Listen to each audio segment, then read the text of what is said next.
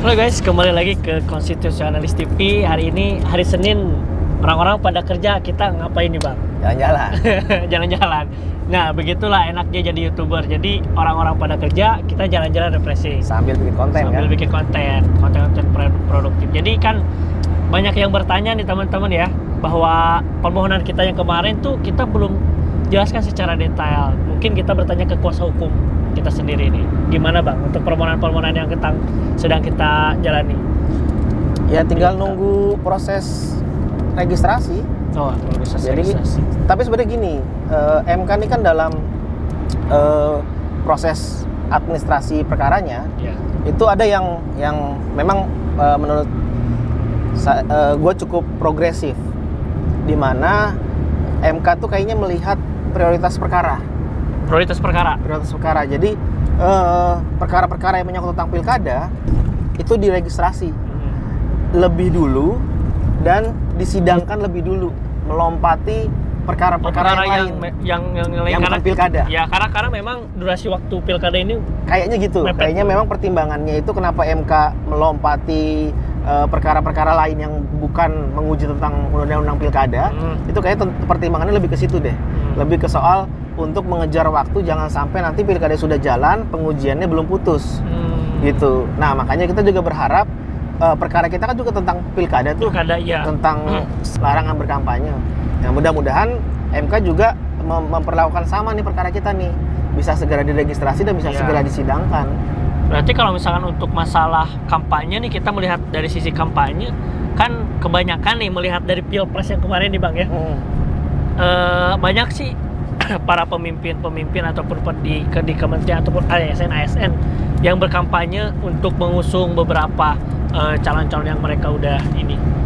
Iya, kalau kita lihat berkaca di pemilu 2024 ini kan sampai banyak lembaga-lembaga negara yang akhirnya terkena masalah etik. Ya.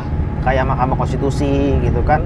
Dan terakhir kemarin itu kan ketua KPU malah akhirnya ya, tapi itu dalam perkara yang berbeda gitu.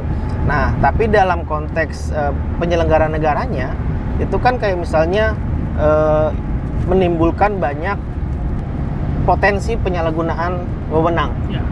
Gitu, misalnya presiden berkampanye gitu kan, ini banyak yang gaduh itu kan, oh nanti presiden mendukung anaknya ya. gitu kan, ataupun mendukung menantunya misalnya begitu kan. Nah, sehingga kemarin kan sempat gaduh tuh, bahkan sampai presiden membuat suatu konvensi pers bahwa boleh presiden berkampanye. Oh gitu. iya. Nah, Iya kan ada tuh kan. Nah, tapi yang jadi masalah sekarang kan ketika presiden berkampanye, dampaknya gimana? Iya. Kan gitu. Artinya kan akan menimbulkan ketidakadilan, akan menimbulkan perlakuan yang berbeda. Pasti tentunya ada privilege yang tidak didapatkan oleh calon-calon lain yang tidak didukung oleh presiden, gitu kan. Nah, kalau mengacu kepada berkaca kepada pemilu kemarin 2024, itu bisa terjadi lagi potensi itu di pilkada. Dan bahkan gini loh, yang lebih menarik itu potensi untuk terjadinya keterlibatan presiden dan pejabat-pejabat tinggi di pilkada itu, apalagi kalau dikaitkan dengan ada unsur KKN-nya ya, nepotismenya misalnya karena keluarga gitu kan. Nah, itu malah cukup besar di pilkada. Misalnya contoh, agenda pilkada ini kan mulai dari bulan September sampai awal November. Ya. Gitu, pertengahan November lah. Iya. Nah, dari rentang waktu September sampai November itu ada 2 masa pergantian kekuasaan. Ya. Di bulan September, presiden yang sekarang itu masih memimpin di bulan September sampai ke bulan Oktober. Nah, di bulan Oktober terjadi pergantian. Yang gantiin adalah anaknya yang jadi wakil presiden. Nah, itu masih bisa berkampanye lagi tuh. Karena ada adiknya yang memang katanya. Ada adiknya yang mau mencalonkan. Bukan cuma adiknya juga Bang, abangnya juga di salah satu daerah. Oh. Abang ini apa namanya? Abang ipar. Oh. Berarti kalau seperti itu udah nyampe. Oh ya udah kalau gitu. Lanjutin nanti deh. Ya udah, lanjut lagi nanti. Sampai ketemu di sesi berikutnya.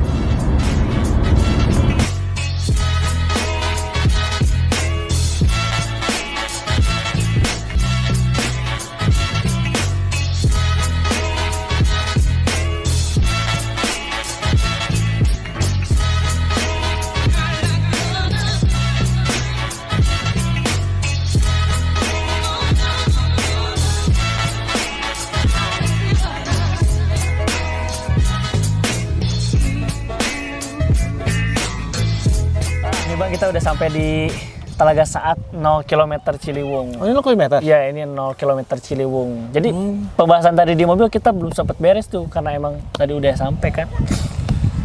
Nah, tentang pilkada ini memang gimana Bang kelanjutannya? Kalau misalkan memang beberapa instansi ataupun beberapa lembaga negara, kepala lembaga negara, menteri-menteri ikut berkampanye, kan itu bisa mempengaruhi faktor kontestasi juga gitu Bang. Iya, kalau kita lihat pemilu kemarin kan di Pilpres kan kegaduhan muncul dari situ kebanyakan. Bahkan sampai mahkamah pun jadi kena ikut imbasnya kan.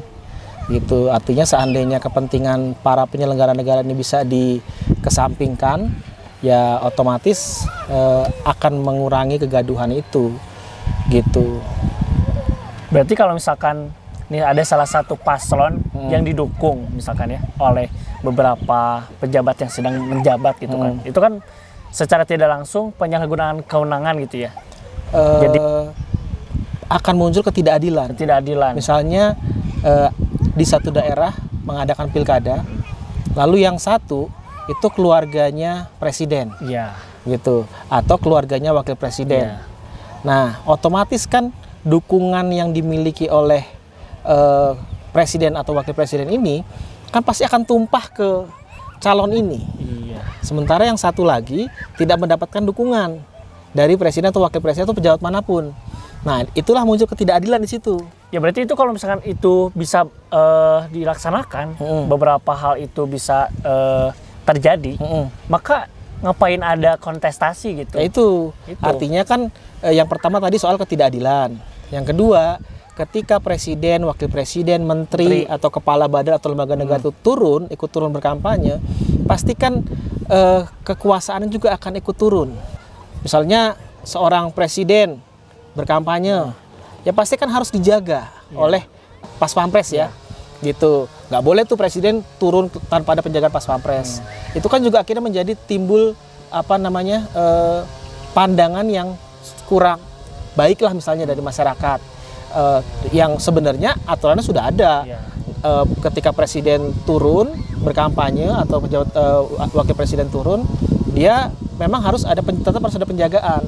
Tapi kan publik yang nggak paham ini kan menganggap bahwa wah ini menimbulkan penyalahgunaan kewenangan, penyalahgunaan kekuasaan. Nah itu yang akan lebih baik ketika tidak ikut berkampanye.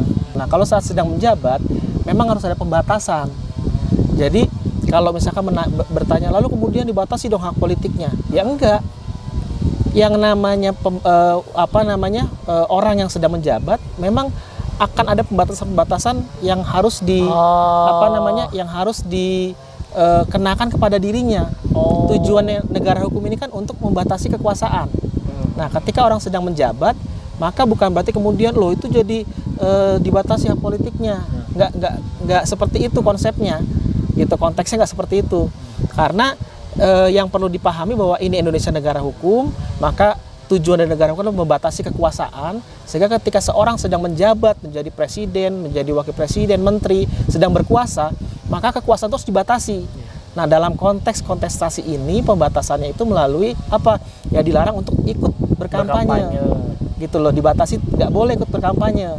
Karena apa? Karena nanti ketika dia ikut berkampanye, maka perangkat-perangkat itu juga pasti akan, iya benar Bang, mau nggak mau gitu loh.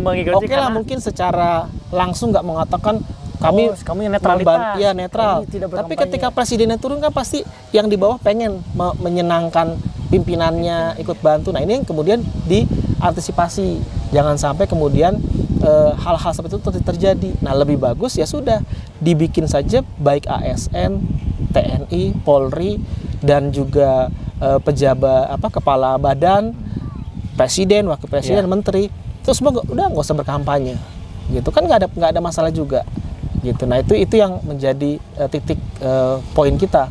Dan satu lagi gini Ji, di konstitusi itu memungkinkan terjadi pembatasan. Memungkinkan? Ya, pasal 28J. Cuma memang harus diatur oleh undang-undang. Ya makanya jangan sampai nih polemik dinasti yang sedang marak muncul ke permukaan sebutan-sebutan politik dinasti itu jangan sampai itu terjadi lagi, karena memang pilpres kemarin sempat ada kemungkinan dinasti politik. Nah jangan sampai di pilkada ini, karena memang pilkada ini ada berapa calon bang? 500 kepala daerah. Kalau nggak salah sih 540-an. 540-an itu tuh gubernur, wakil gubernur, wali kota, bupati.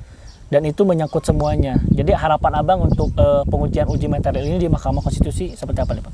Jadi sebenarnya permohonan kita ini sudah selaras dengan dissenting opinion 3 hakim konstitusi yang ada di dalam putusan Pilpres kemarin. Ya. Di mana mereka juga mengatakan bahwa keterlibatan presiden itu menimbulkan ketidakadilan. Yo, jelas. Dan juga melanggar asas jurdil, jujur dan adil. Itu dituliskan di dissenting opinion gitu. Nah sebenarnya kita minta sama seperti itu, hanya kalau dalam putusan Pilpres itu lebih menekankan kepada presiden, tapi kalau dalam permohonan kita itu bukan hanya presiden, presiden, wakil presiden, menteri, pimpinan lembaga negara, kepala badan. Nah itu semua tidak perlu ikut berkampanye. Artinya supaya asas jujur dan adil ini bisa benar-benar terjaga gitu, supaya ada adil sesama kontestan calon itu adil, lalu juga jujur dalam hal perangkat-perangkat yang ada di bawah kekuasaan juga tidak ikut-ikutan cawe-cawe gitu kan. Nah itu bisa menguatkan asas pemilu yang langsung, umum, bebas, rahasia, jujur dan adil. Oke guys, terima kasih. Jangan lupa untuk tetap ikuti perkembangan berita-berita yang sedang ada dengan permohonan yang kita ajukan ke Mahkamah Konstitusi. Semoga dengan adanya permohonan tersebut kita bisa melaksanakan pilkada yang sehat dan transparan, apalagi menyangkut kepala daerah gitu ya. Terima kasih Bang Victor sudah sharing session, dan selanjutnya kita melihat alam-alam ya Bang ya. Keren ya. Jadi ini ternyata luas juga, gue baru tahu di puncak ini ada wisata telaga seperti ini loh. Iya. Karena memang ini udah lama viral sih Bang. Makanya ini dikelola sama pemerintah, dan semoga nih pemerintah Kabupaten Bogor tetap menjaga tempat ini tetap kondusif dari pungli-pungli. Dan pengunjung bisa itu ya, bisa nginep ya, bisa disiapin kayak apa itu, tenda-tenda ya. Itu ada rumah ini Bang, rumah apa? Burung-burung. Kayak yang itu ya. Sarang burung iya. Oke, terima kasih guys. Sampai jumpa dan tetap ikuti terus Konstitusionalis TV.